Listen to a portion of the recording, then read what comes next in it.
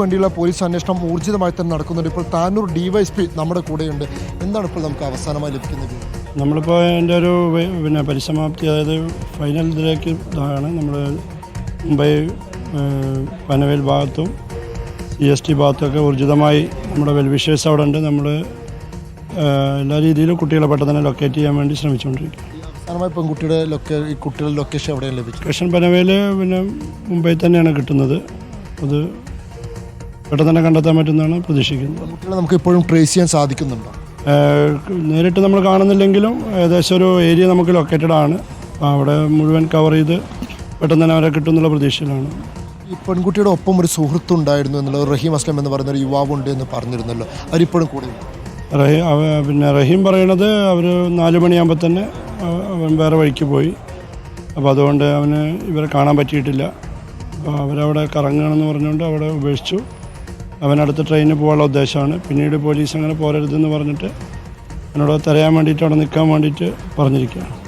റഹീം അസ്ലം ഈ പെൺകുട്ടികളും തമ്മിലുള്ള ബന്ധം രണ്ട് നാട്ടുകാരാണ്. ഇൻസ്റ്റാഗ്രാം വഴി പരിചയപ്പെട്ടു എന്നും ഇങ്ങനെ യാത്ര പോകുന്നുണ്ടെന്ന് പറഞ്ഞിട്ട് കോഴിക്കോട് നിന്ന് അവരുടെ കൂടെ യാത്ര ചെയ്തു എന്നാണ് പറയണത്.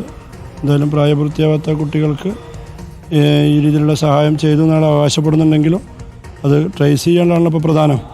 ട്രേസ് ചെയ്ത് കഴിഞ്ഞാൽ മാത്രമേ നമുക്ക് അയാളുടെ റോൾ എന്താണെന്നുള്ളത് പറയാൻ പറ്റൂ.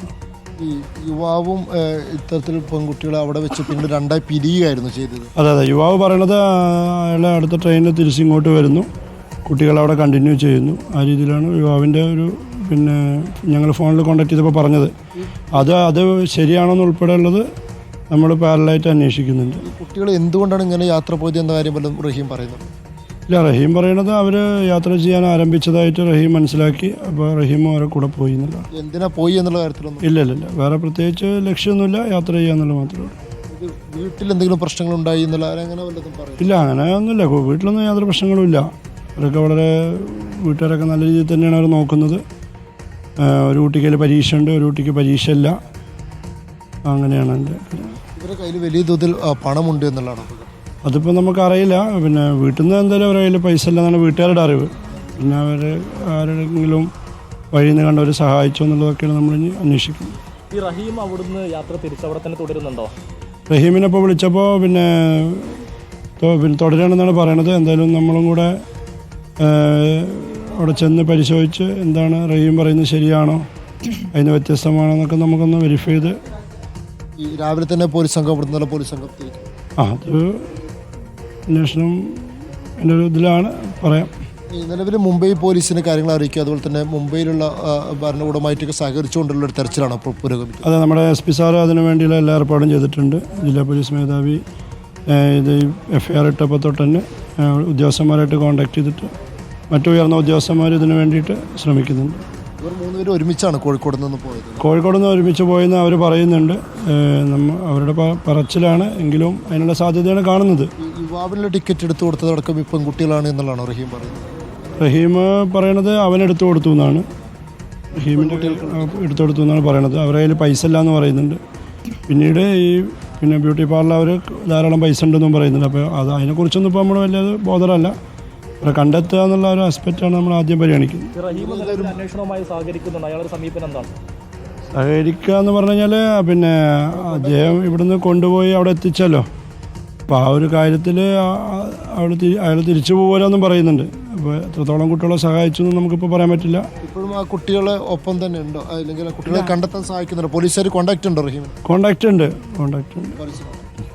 പെൺകുട്ടികൾ നേരത്തെ ഉപയോഗിച്ച മൊബൈൽ തന്നെയാണ് അതോ വേറെ മൊബൈൽ ഫോൺ വാങ്ങിയിട്ട്? നിലവിലിപ്പോൾ മൊബൈൽ ഫോൺ വാങ്ങിയതായിട്ടോ ഉപയോഗിക്കുന്നതായിട്ട് നമുക്ക് അറിവില്ല. നിലവിലുള്ള കൈവശമുണ്ട് എന്ന് പറയുന്ന ഫോൺ സ്വിച്ച് ഓഫ്. ഈ റഹീം നേരത്തെ നമ്മളുമായി സംസാരിച്ചപ്പോൾ പറഞ്ഞത് പെൺകുട്ടികൾ ഒരു സെക്കൻഡ് ഹാൻഡ് മൊബൈൽ ഫോൺ അവിടെ നിന്ന് വാങ്ങി എന്നുള്ളതാണ്. അത് പോലീസിനോട് പറഞ്ഞിട്ടുണ്ടോ? അല്ല, അതൊന്നും പറഞ്ഞിട്ടില്ല. ആ രീതിയിലൊന്നും നമ്മൾ പറഞ്ഞിട്ടില്ല. റഹീമായിട്ട് നിരന്തരം ബന്ധപ്പെടാൻ സാധിക്കുന്നുണ്ട് പോലീസ്? ഉണ്ട്. ഓക്കെ.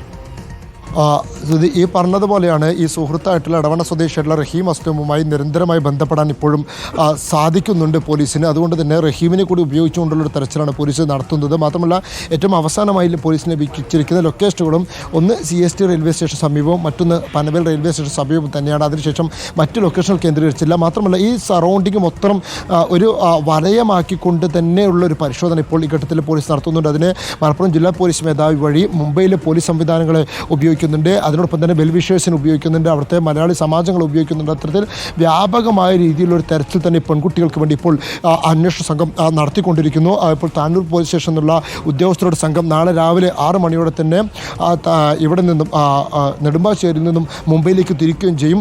അടുത്ത മണിക്കൂറുകളിൽ തന്നെ പെൺകുട്ടികളെ കണ്ടെത്താൻ കഴിയുമെന്നൊരു പ്രതീക്ഷ പോലീസിനുണ്ട്. അത്രയും വലിയൊരു വ്യാപകമായ തെരച്ചിൽ നടത്തുന്നു. മുംബൈയിലുള്ള മലയാളികളെല്ലാം തന്നെ ഈ 2 പെൺകുട്ടികൾക്ക് വേണ്ടി ഈ അർദ്ധരാത്രി വ്യാപകമായ തെരച്ചിൽ നടത്തുകയാണ്. അവർ ഏതെങ്കിലും തരത്തിൽ പനവേൽ സ്റ്റേഷനിലാണെങ്കിലും CST സ്റ്റേഷനിലാണെങ്കിലും എത്തിയാണെങ്കിൽ കണ്ടെത്തുന്നതിനായി അവിടെയൊക്കെ തന്നെ വലിയ തോതിലുള്ള സന്നാഹം തന്നെ ഉണ്ട് എന്ന് ഈ ഘട്ടത്തിൽ പറയേണ്ടി വരും. മാത്രമല്ല ഇവരുടെ ദൃശ്യങ്ങളൊക്കെ തന്നെ എല്ലാവർക്കും എത്തിച്ചു നൽകിയിട്ടുണ്ട്, മുംബൈയിലെ പോലീസ് സംവിധാനങ്ങൾക്കും എത്തിച്ചു നൽകിയിട്ടുണ്ട്. അത്തരത്തിലുള്ളൊരു വ്യാപക പരിശോധന തന്നെ നൽകുന്നു.